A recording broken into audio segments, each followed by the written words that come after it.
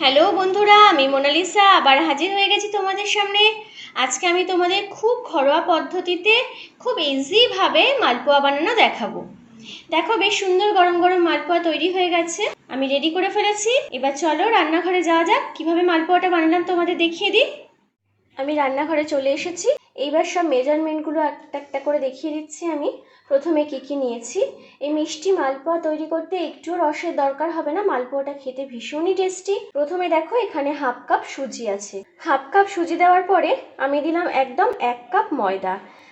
Half cup সুজি দিলে 1 cup ময়দা লাগবে, আর যদি 1 কাপ সুজি দেওয়া হয় তাহলে 2 কাপ ময়দা লাগবে। এইভাবে মেজারমেন্টটা হবে। এবার আমি দিলাম হাফ কাপ মতো আমুল স্প্রে দুধ। এবার দিচ্ছি আমি পুরো 1 কাপ চিনি।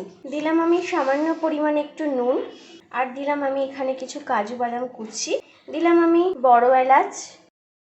তোমরা চাইলে একটু মৌরি অ্যাড করতে পারো, হাফ টিস্পুন মতো মৌরি। আমাদের বাড়িতে মৌরি পছন্দ করে না বলে আমি মৌরিটা অ্যাড করলাম না।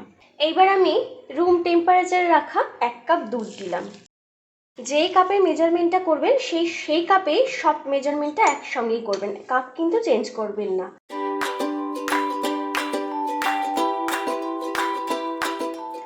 আর একটু দুধ লাগবে, তাই আবার আমি হাফ কাপ মতো দুধ অ্যাড করলাম। সুন্দর একটা ব্যাটার তৈরি হয়ে গেছে। এইবার যেহেতু এতে সুজি দেওয়া আছে, এটা একটু ফুলবে। সুজিটা না খুললে বা না ফুললে ভালো তৈরি হবে না। এবার সুজিটা যেহেতু দেওয়া আছে, আমাকে ব্যাটারটা 10 মিনিট মতো রেস্টে রেখে দিতে হবে। সুন্দর করে ব্যাটারটা তৈরি হয়ে গেছে। এই ওপর দিয়ে যেগুলো ভেসে উঠেছে সেগুলো একদম কাজু বাদাম, যেগুলো আমি গুঁড়ো করে দিয়েছি, টুকটুক করে দিয়েছি, সেই কাজু বাদাম। আর এখানে আছে কিছু বড় এলাচ। এইবার আমি এটাকে কিছুক্ষণ রেস্টে রেখে দিচ্ছি। 15-20 মিনিট রেখে দেওয়ার পর সুজিটা বেশ সুন্দর ফুলে গেছে, আর ব্যাটারটা এত সুন্দর তৈরি হয়ে গেছে দেখো বন্ধুরা। আর আমি হ্যান্ড ব্লেন্ডার দিয়ে এটাকে ক্লকওয়াইজ অ্যান্টি ক্লকওয়াইজ বেশ খানিকক্ষণ ফেটিয়ে নিয়েছি। তোমরা যদি হ্যান্ড ব্লেন্ডার না ইউজ করো তাহলে তোমরা ইলেকট্রিক ব্লেন্ডার দিয়েও এটা ফেটিয়ে নিতে পারো।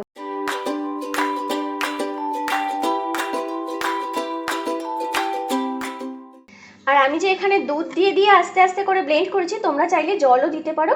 আর যাদের দুধ বাড়িতে না থাকবে তারা আমুল স্প্রে দুধ দিয়েও সেটাকে লিকুইড করে ঠান্ডা করে রুম টেম্পারেচারে এনে সেই দুধটা ইউজ করতে পারো। এইবার একটা ফ্রাইং প্যান নিয়েছি, এতে বেশ কিছুটা তেল দিয়েছি, সানফ্লাওয়ার রিফাইন অয়েল দিয়েছি আমি এখানে।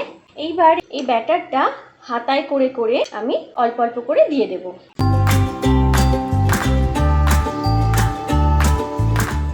এইভাবে আমি 3-4টে করে অল্প অল্প করে ভেজে নিচ্ছি। বেশ সুন্দর ফুলে যাচ্ছে মালপোয়াগুলো। এটাতে রসে চোবাতে হবে না, এমনিই খাওয়া যাবে, ভীষণ সুন্দর খেতে লাগবে। তোমরা বাড়িতে অবশ্যই একবার ট্রাই করো। আমি মালপোয়াগুলো এপিট করে উল্টে দিয়েছি।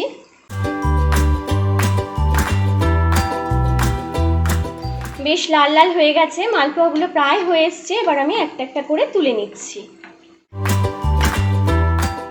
দ্বিতীয়বার আবার আমি দিয়েছি, আবার 1 হাতা করে দিয়েছি। 3টে করে আমি ভাজছি, যেহেতু আমার ননস্টিক কড়াইটা একটু ছোট।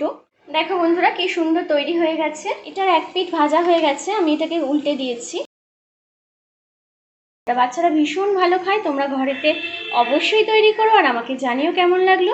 বিশেষ করে পুজো পার্বণের দিনে এইসব বানালে ঠাকুরকে এটা দিয়েও ভোগ দেওয়া যায়, ঠাকুরের খাবার হিসেবেও ব্যবহার করা যায়। কারণ মালপোয়াটা আমাদের গণেশ ঠাকুরকেও দেওয়া যায়, কৃষ্ণ ঠাকুরকেও মালপোয়া দেওয়া যায়। বন্ধুরা দেখো, এইভাবে আমি মালপোয়াগুলো ভেজে নিয়েছি, মালপোয়া রেডি হয়ে গেছে। তোমরা বাড়িতে অবশ্যই ট্রাই করো আর কেমন লাগলো আমাকে জানিও। আর আমার আরেকটা চ্যানেল মন নিয়ে মোনালিসা, চ্যানেলটা দেখতে ভুলো না। অবশ্যই সাবস্ক্রাইব করে নিও, তাহলে প্রত্যেক দিনের আপডেটটা যেগুলো দেবো আমি আপলোড করব, তোমরা সেগুলো সবাই দেখতে পারবে। আজ তাহলে আসি বন্ধুরা, সুস্থ থেকো, ভালো থেকো, বাই ফ্রেন্ডস।